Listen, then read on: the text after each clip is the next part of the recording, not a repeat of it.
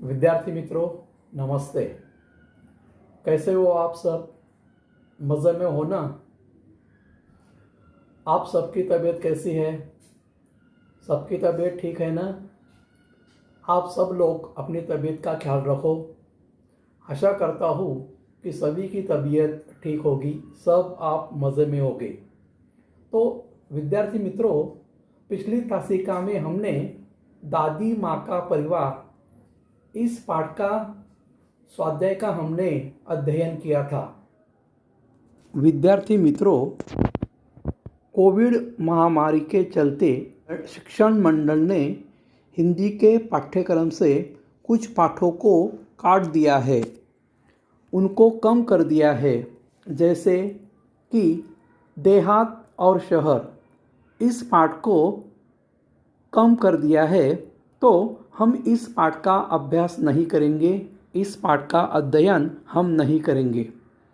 तो विद्यार्थी मित्रों, आज के तासिका में हम पान क्रमांक 13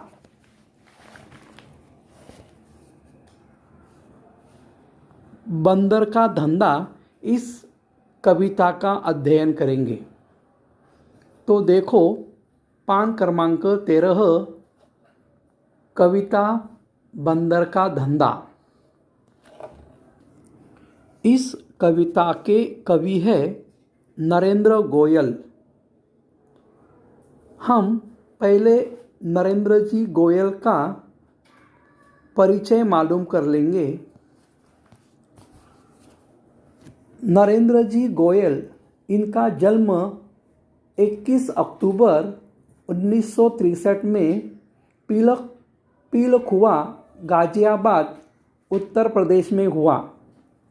इनकी जो रचनाएं थी वो कौन कौन सी है वह हम देखेंगे। इन्होंने कौन कौन सी किताबें लिखे उनके नाम हम देखेंगे। गीतमाला, गीत गंगा, गीत सागर, झूला झूले, चींची चिड़िया इत्यादि किताबें उन्होंने लिखी। नरेंद्र गोयल जी, आप बाल मनोविज्ञान के ज्ञाता जाने जाते हैं। बाल मनोविज्ञान मतलब चाइल्ड साइकोलॉजी। बाल मनोविज्ञान मतलब क्या? Child psychology. तो उन्हें चाइल्ड साइकोलॉजी का ज्ञान था। आपने बाल उपयोगी बहुत सारी हिंदी रचनाएं जगत को दी है। बाल उपयोगी मतलब बालकों के लिए उपयुक्त, बच्चे पढ़ सकेंगे, ऐसे बहुत सारी किताबें उन्होंने लिखी। बच्चों के लिए उन्होंने बहुत सारी किताबें लिखी है। प्रस्तुत कविता में कवि ने वन औषधियों द्वारा होने वाले पारंपरिक उपचारों और उसके प्रभाव पर हास्य के माध्यम से प्रकाश डाला है। मतलब इस कविता में कवि ने वन्य प्राणियों के माध्यम से जड़ी बूटियों के लाभ के बारे में बताया है। साथ साथ उन्होंने बच्चों का भी मनोरंजन किया है। अभी हम इस कविता का अध्ययन करेंगे। अभी देखो, इस कविता के पंक्तियों पर ध्यान दो। अभी मुझे पता है कि सभी विद्यार्थियों के पास हिंदी का किताब है, तो अपनी जो उंगली है वह पहले लाइन पर रखो। अभी मैं कविता का वाचन करता हूँ, आप ख्याल दो। हाथ लगा बंदर के एक दिन, टूटा फूटा आला, झट बंदर ने पेड़ के नीचे कुर्सी मेज ले डाला। एक दिन जंगल में रहने वाले बंदर को कहीं से एक टूटा फूटा आला मिल गया। यहाँ आला का मतलब आपको मालूम है। यहाँ आला का मतलब है डॉक्टर का स्टेथोस्कोप। आला मतलब क्या? डॉक्टर का स्टेथोस्कोप। क्या आप लोगों ने डॉक्टर का स्टेथोस्कोप देखा है?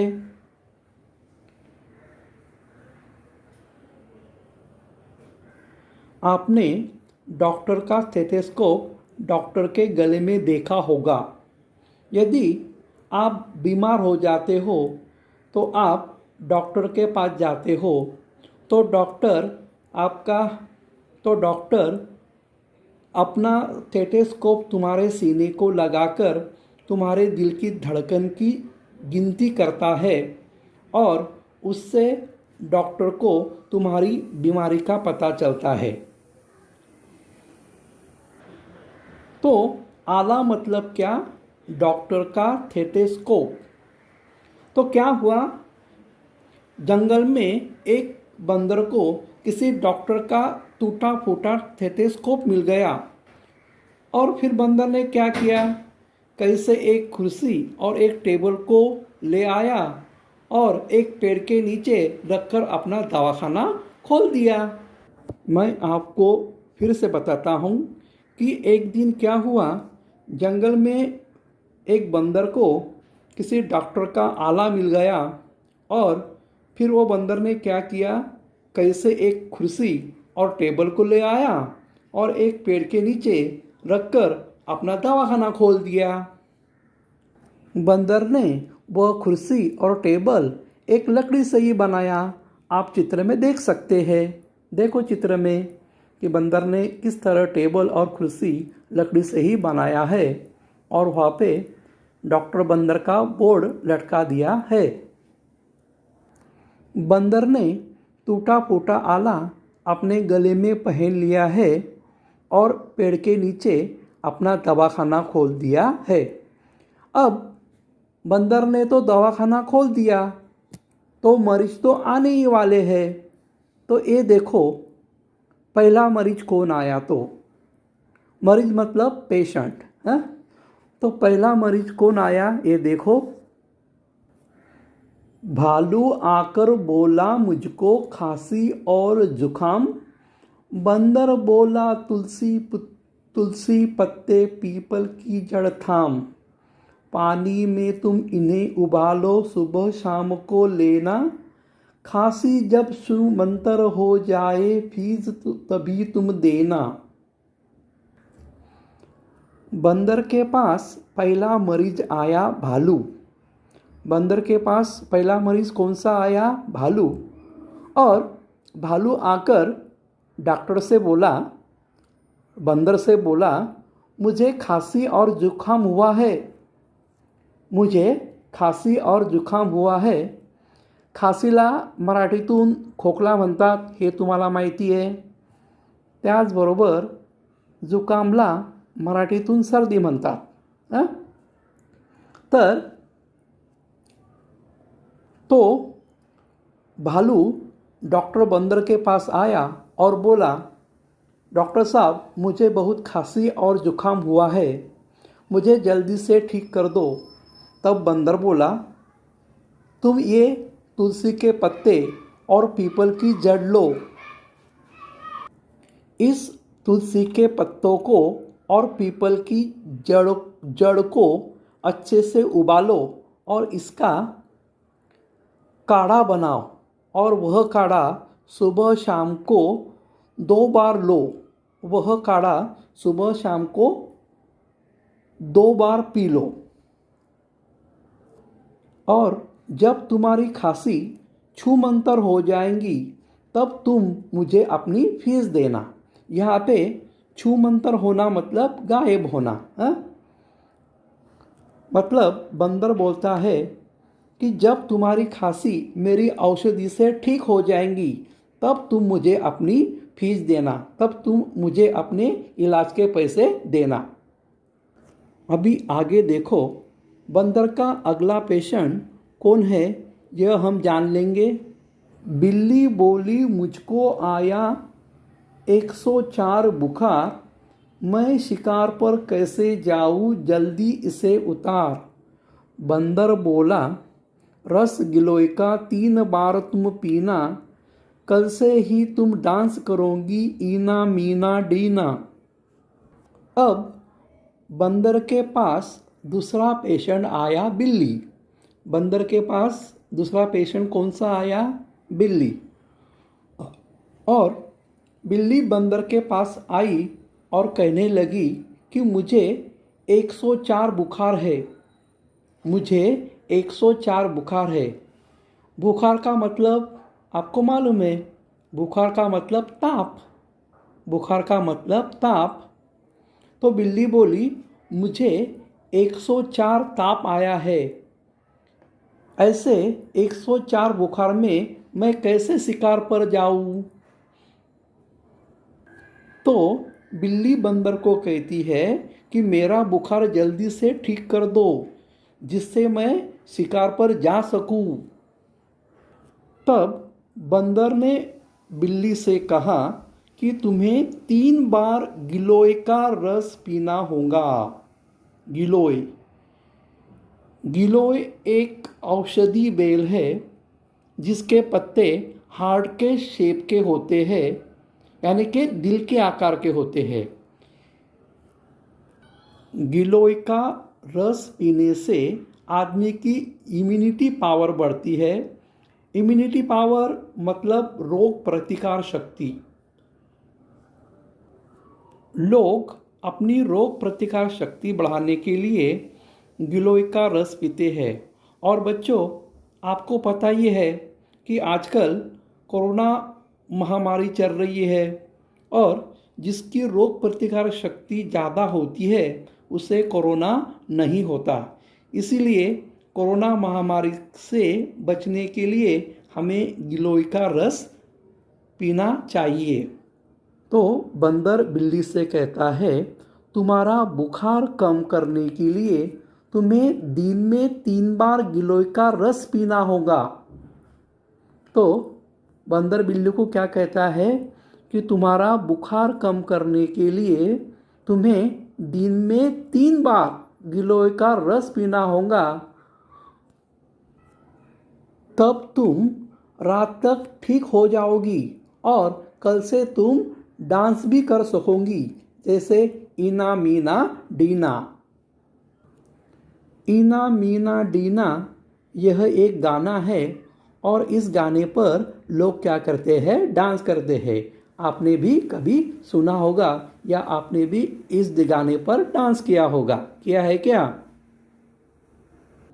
अभी बंदर के दवाखाने में अगला पेशेंट कौन आता है यह देखो। तभी लोमड़ी आकर बोली, चिकना सुंदर मुझे बनाओ, मैं ही दिखूं सबसे सुंदर, ऐसी बूटी लाओ। तभी बंदर के दवाखाने में एक लोमड़ी आई और कहने लगी कि मुझे ऐसी दवा दो कि जिससे मेरी त्वचा चिकनी और सुंदर हो जाए और मैं सबसे सुंदर दिखूं। मतलब लोमड़ी बंदर को कहती है कि मेरे लिए ऐसी बूटी लाओ। बूटी मतलब वन औषधि। मेरे लिए ऐसी बूटी लाओ कि जिससे लगाकर मेरी त्वचा एकदम चिकनी हो जाए और सुंदर हो जाए और मैं सबसे खूबसूरत दिखूं और मैं जंगल में सबसे खूबसूरत दिखूं। बंदर बोला, घी कुंवार तुम दोनों समय लगाओ, चमकेगा कुंदन सा चेहरा, फीस मुझे दे जाओ।